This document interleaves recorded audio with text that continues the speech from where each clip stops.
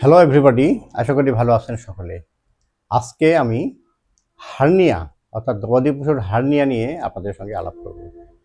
Hernia কথাটার সঙ্গে আমরা প্রায় সকলেই কিছু না কিছু পরিচিত, কারণ মানুষের আমরা হার্নিয়া হতে দেখি।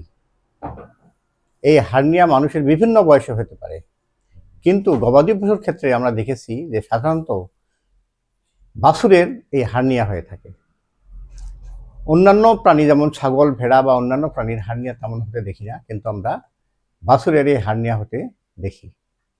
হার্নিয়াটা কি জিনিস? হার্নিয়াটা হচ্ছে যে গবাদি পশুর পেটের মধ্যে যে ক্ষুদ্রান্ত্র অর্থাৎ স্মল ইন্টেস্টাইন আছে, সেগুলি সাধারণত বাছুরের পেটের নিচের দিকে থাকে।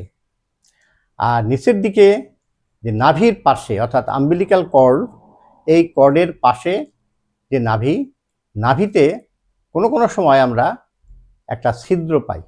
এই ছিদ্র দিয়ে পেরিটোনিয়াম অর্থাৎ একটা মোটা পর্দা আছে, পর্দা সহ এই ছিদ্র থেকে যখন এই ইন্টেস্টাইনের কিছু অংশ বাইরে আসে এবং ফুলে থাকে, তখন এটাকে আমরা হার্নিয়া বলি। হার্নিয়াকে আমরা যখন ডিটেক্ট করতে গেলে আমাদের সেই জায়গাটাতে চাপ দিতে হবে। চাপ দিলে দেখব যে ওই জায়গাটা নরম এবং চাপতে চাপতে দেখা যাচ্ছে যে একসময় সেই ইন্টেস্টাইন ভিতরে চলে যায়, অর্থাৎ আর থাকে না। তারপর সেখানে ভালো করে আঙ্গুল দিয়ে যখন আমরা চাপ দিতে থাকি, তখন একসময় দেখব যে আঙ্গুলটি আমরা বাছুরের পেটের মধ্যে চলে যাচ্ছে, অর্থাৎ ওখানে একটা রিংয়ের মতো ছিদ্র আছে এবং এই ছিদ্র দিয়ে আমাদের আঙ্গুল চলে যাচ্ছে। অর্থাৎ এই ছিদ্র দিয়ে পেরিটোনিয়াম সহ যে ক্ষুদ্রান্তের যে অংশগুলি, চিকন অংশগুলি এরই ভিতর দিয়ে ঝুলে থাকে। এই ছিদ্র যেহেতু আছে এবং বাছুর যেহেতু 4 পায়ের উপর থাকে, এই নাভিটা থাকে তার সবচেয়ে নিচে। এই চাপে, এই ওজনের ফলে এই নাভির অংশগুলি নিচে নেমে আসে। এটাকে আমরা হার্নিয়া বলি। এই হার্নিয়াটা বোঝা বেশি সমস্যা না, তবে হার্নিয়ার অনেক সময় যে আমাদের নাভি ফোলা অর্থাৎ আম্বিলিক্যাল কর্ড শুকানোর আগে যদি সেখানে ইনফেকশন হয়, সেখানেও কিন্তু আমরা এই ধরনের ফোলা পাই।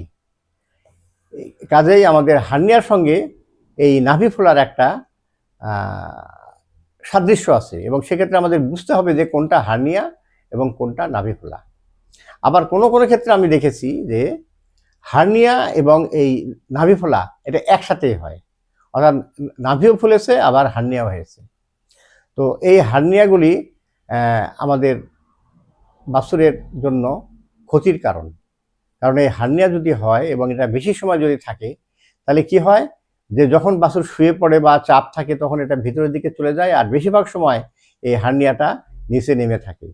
এই যে পেরিটোনিয়াম সহ যে লুপটা নিচে নেমে আসলো, এই আসার ফলে কি হয়, এটা চামড়াতে গিয়ে থাকে এবং চামড়ার উপর এটা ফুলে থাকে আর চামড়ার সাথে লেগে থাকে। একটা জিনিস আমরা জানি যে কোনো একটা জিনিসের পাশাপাশি কোনো একটা জিনিস থাকলে এটা আস্তে আস্তে আস্তে আস্তে জোড়া লেগে যায়, অর্থাৎ এই চামড়ার সাথে এই পেরিটোনিয়াম একসময় এটা শক্তভাবে লেগে যায়, এটা আর খোলে না। তখন কিন্তু আমাদের খুব সমস্যা হয় এবং বাছুর আস্তে আস্তে বড় হতে থাকে এবং বাছুরের নাভিটা মোটা হতে থাকে। আবার এই যে ছিদ্রটা আস্তে আস্তে চাপতে থাকে। এমন সময় দেখা যায়, কোনো সময় দেখা যায় যে বাছুর খাওয়া দাওয়া একদম বন্ধ করে দিয়েছে, কোনো কিছুই খাচ্ছে না, কিন্তু বাছুরের কোনো অসুখ নাই, তার জ্বর নাই বা কোনো সমস্যা নাই, কিন্তু সে বাছুর খাচ্ছে না। আবার দেখা যাচ্ছে পায়খানাও করতেছে না। তখন অনেক সময় লক্ষ্য করলে দেখা যায় যে এই যে হার্নিয়া, এই লুপটা নিচে নেমে গেছে, এই লুপটার উপর এই চারি সাইডের মাসলগুলি এমন চাপ সৃষ্টি করছে যে এখানে কিন্তু একটা বিরাট অংশ ফুলে গেছে, অর্থাৎ নাড়িটা বন্ধ হয়ে গেছে, একটা গিটের মতো হয়ে গেছে। খাদ্যটা পাস হতে পারে না। পাস হতে না পারলে আর যখন পেটে খাদ্য জমা থাকে তখন বাছুরটি আর খায় না। সেক্ষেত্রে আমরা অনেক সময় দেখেছি যে চাপ দিতে দিতে দিতে দিতে যদি এই নাভিটাকে আমরা ভিতরে পাস করে দিতে পারি, তখন দেখা যায় যে বাছুরটা আবার ভালো হয়ে যায়। কাজেই দীর্ঘ সময় যদি এই হার্নিয়াটা থাকে, তাহলে এইখানে চামড়ার সঙ্গে পেরিটোনিয়াম জোড়া লেগে যায় এবং এটা আর সহজে ভালো হয় না। আর এই অবস্থা থাকলে, হার্নিয়া এই অবস্থায় থাকলে বাছুরের কিন্তু গ্রোথ ভালো হয় না। অর্থাৎ বাছুর খাচ্ছে দাচ্ছে কিন্তু তার গ্রোথ ভালো হচ্ছে না। এটা আমাদের সমস্যা, আর এই সমস্যা দূর করা প্রয়োজন। সাধারণত এই হার্নিয়াটা সব বাছুরের হয় না। যদি বাছুর অপুষ্টি থাকে, অর্থাৎ বাছুরের দিন ঠিকমতো হয়ে গেল কিন্তু বাছুর জন্মগ্রহণ করলো খুব দুর্বল হিসাবে, দুর্বল থাকলে কিন্তু এই হার্নিয়াটা দেখা যায়। অর্থাৎ বাছুর ফিটাস অবস্থায় যখন বাছুর পেটের মধ্যে বাড়তে থাকে তখন কিন্তু নাভির এই জায়গাটা একটা ছিদ্র থাকে, বিরাট একটা ছিদ্র থাকে। বাছুর যত দিন যায়, যত পুষ্ট হতে থাকে তখন এই ছিদ্রটা আস্তে আস্তে আস্তে আস্তে বন্ধ হতে থাকে। কিন্তু যদি দুর্বল বাছুর হয় তাহলে কিন্তু বন্ধ হওয়ার আগেই বাছুরের জন্মগ্রহণ হয়, তাহলে একটা হার্নিয়া হতে পারে। আর একটা হতে পারে যে যে দিন আছে, যেমন সাধারণত 9 মাস 10 দিনে বাছুর হয় বা +- 10 ডেজ, এর আগে যদি বাছুর হয়ে যায় তাহলে সে বাছুর অপুষ্ট হয়, সেক্ষেত্রে হার্নিয়া হতে পারে। আবার বাছুর ভালোই হলো, হার্নিয়া নাই, দেখা যাচ্ছে যে হার্নিয়া নাই, কিন্তু বাছুর 2-3 দিন বয়সে বা 4-5 দিন বয়সে খুব দৌড়াদৌড়ি করতেছে, দৌড়াদৌড়ি করতে করতে হঠাৎ পড়ে গেল, পেটে আঘাত পেল, সেক্ষেত্রে হঠাৎ করে হার্নিয়া হয়ে যেতে পারে। আবার কোনো কোনো ক্ষেত্রে হার্নিয়ার অবস্থাটা খুব ছোট আছে কিন্তু বাছুর দাঁড়ায় আছে, খাচ্ছে দাচ্ছে, ইয়ে করতেছে, এই চাপে আস্তে আস্তে আস্তে আস্তে কিন্তু ছিদ্রটা বড় হতে পারে। এই সব কারণে হার্নিয়া হয়। আবার কোনো কোনো ক্ষেত্রে দেখা যাচ্ছে যে আমাদের শাহিওয়াল ব্রিড বা গির, এই জাতীয় বাছুরের কিন্তু নাভিটা ঝোলানো থাকে।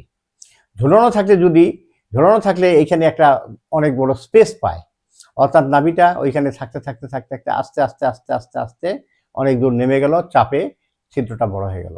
অর্থাৎ শাহিওয়াল, গির এবং এই জাতীয় নাভিফোলা, নাভিতে যে চামড়া লম্বা ঝুলে থাকে, এই ধরনের বাছুরের কিন্তু এই হার্নিয়া বেশি হতে দেখা যায়। আচ্ছা, এটার প্রতিকারটা কি? প্রতিকার হচ্ছে যে যদি আমরা বাচ্চা হওয়ার পরপরই বুঝতে পারি যে হার্নিয়া হচ্ছে বা ছোট ছিদ্র আছে, সেক্ষেত্রে আমরা ন্যাকড়া দিয়ে বা চামড়া দিয়ে বেল্টের মতো করে যদি আমরা এখানে চাপ দিয়ে রাখতে পারি তাহলে কিন্তু হার্নিয়াটা ভালো হয়ে যায়। তার কারণ হচ্ছে যে এই যে ছিদ্রটা আছে, ছিদ্র চারিদিকে যে মাসল আছে, মাসলটা কিন্তু ডেভেলপ হয়ে আস্তে আস্তে ছিদ্রটা বন্ধ করে দেয়। আর যদি এই ছিদ্রপথে যদি পেরিটোনিয়াম বা এই নালী না গিয়ে থাকে তাহলে কিন্তু এটা তাড়াতাড়ি বন্ধ হয়ে যায় এবং একসময় ভালো হয়ে যায়। তবে সেক্ষেত্রে আমাদের অ্যান্টিবায়োটিক ব্যবহার করতে হবে। 5 থেকে 7 দিন আমরা যদি পেনিসিলিন জাতীয় অ্যান্টিবায়োটিক ব্যবহার করি তাহলে আমরা অনেক ক্ষেত্রে দেখছি যে ফ্রিজিয়ান গরুর ক্ষেত্রে এই হার্নিয়াটা আপনা আপনি ভালো হয়ে যায়। আর যদি এটা নাভি ঝোলানো হয় এবং ছিদ্রটা বেশি থাকে, আমরা যদি ঠিকমতো বেল্ট ব্যবহার না করি তাহলে কিন্তু হার্নিয়াটা দিনে দিনে দিনে দিনে আস্তে আস্তে অনেক বড় হয়ে যায় এবং এখানে লেগে যায়, তাহলে কিন্তু হার্নিয়াটা ভালো হয় না।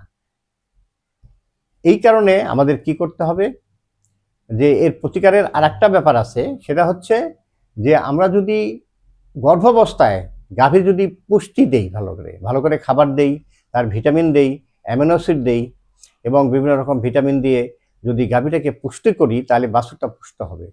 গাভী পুষ্ট হলে বাছুর পুষ্ট হবে, বাছুর পুষ্ট হলে এই হার্নিয়া হওয়ার প্রবণতাটা কমে যাবে। কাজেই আমাদের গর্ভাবস্থায় গাভীর প্রতি অবশ্যই নজর রাখতে হবে। এখন হার্নিয়া হয়ে গেছে, আমাদের কি করণীয়? হার্নিয়া থাকলে বাছুর অবশ্যই বড় হবে না, সেক্ষেত্রে আমাদের হার্নিয়াটাকে চিকিৎসা করতে হবে। আর এই চিকিৎসার ক্ষেত্রে আমাদের একমাত্র পথ হচ্ছে অপারেশন। অর্থাৎ আমরা যদি বেল্ট দিয়ে বা ন্যাকড়া দিয়ে বেঁধে বা অ্যান্টিবায়োটিক দিয়ে এটা যদি ভালো করতে না পারি তাহলে কিন্তু আমাদের এই হার্নিয়াটা অপারেশনের মাধ্যমে ভালো করতে হয়।